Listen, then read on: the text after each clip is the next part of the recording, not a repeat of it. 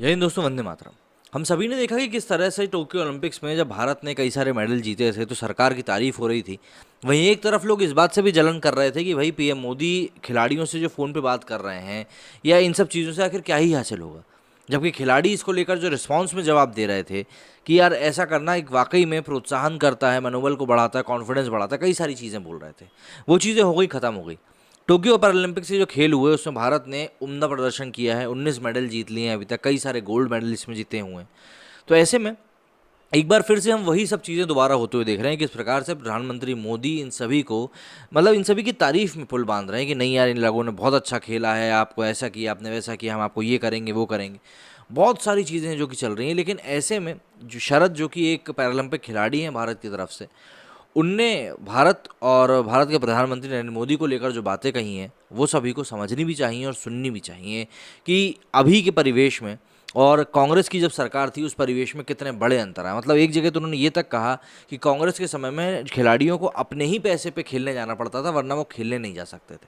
ये गत थी हमारे यहाँ के खिलाड़ियों की पिछली सरकार में। भारत ने टोक्यो पैरालंपिक 2020 में अभी तक बड़ी सफलता हासिल करी है। अभी तक इंडिया के खाते में मेडल आ चुके हैं। वहीं 2016 के रियो ओलंपिक में भारत को केवल 4 पदक मिले थे।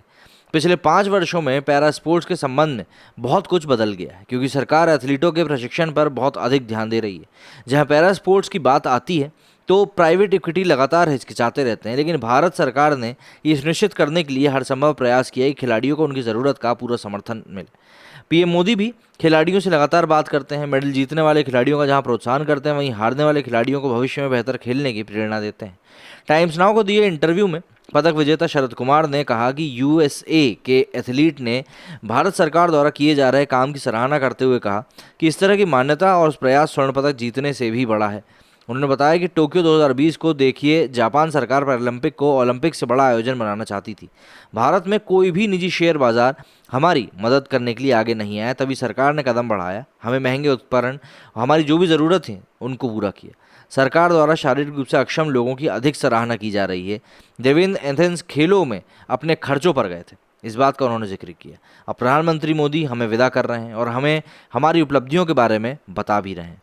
यहाँ तक कि मेरे इवेंट में गोल्ड मेडल जीतने वाले यूएसए एथलीट ने भी कहा कि इससे बड़ा कुछ नहीं हो सकता, यहाँ तक कि गोल्ड मेडल भी नहीं। विश्व की 15% जनसंख्या शारीरिक या फिर मानसिक रूप से विकलांग है।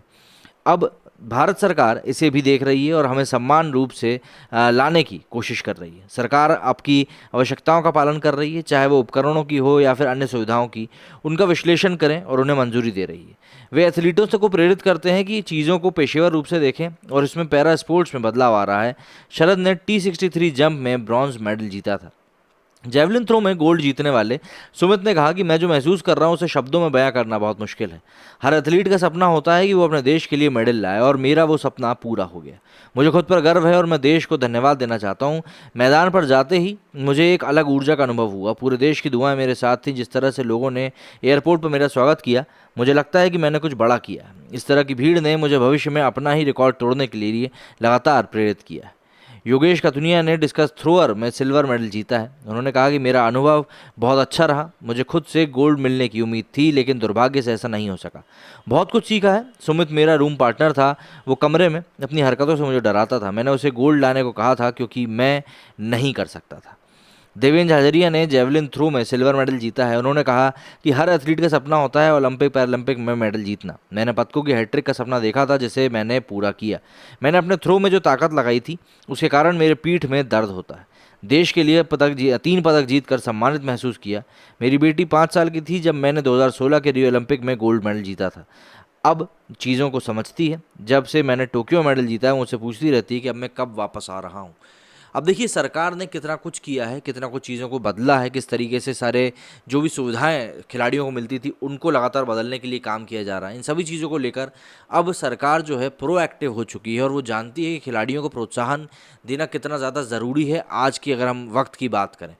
लेकिन पिछली सरकारों में क्या होता आया था, पिछली सरकारों में ना तो खिलाड़ियों के पास पहनने के लिए जूते होते थे, ना ही ढंग की किट्स होती थी, जाने के लिए खुद के पैसे खर्च करने पड़ते थे, और जाते भी थे तो टीम के साथ साथ इतने अलग अलग लोग जाते थे घूमने के पर्पज़ से कि बस उसका भी मत पूछिए। एकोमोडेशन नहीं दे पाती थी ओलंपिक की कमेटी वगैरह, इस तरह की चीज़ें सामने आती थी। लेकिन आज की डेट में सभी चीज़ें धीरे धीरे बदल रही हैं, और चीज़ें बदल रही हैं इसका प्रमाण हमें सीधे तौर पर जो रिजल्ट हमारे सामने आ रहा है उससे देखने के लिए मिल रहा है। मेरे स्टूडियो में फिलहाल इतना ही। जय हिंद, जय भारत।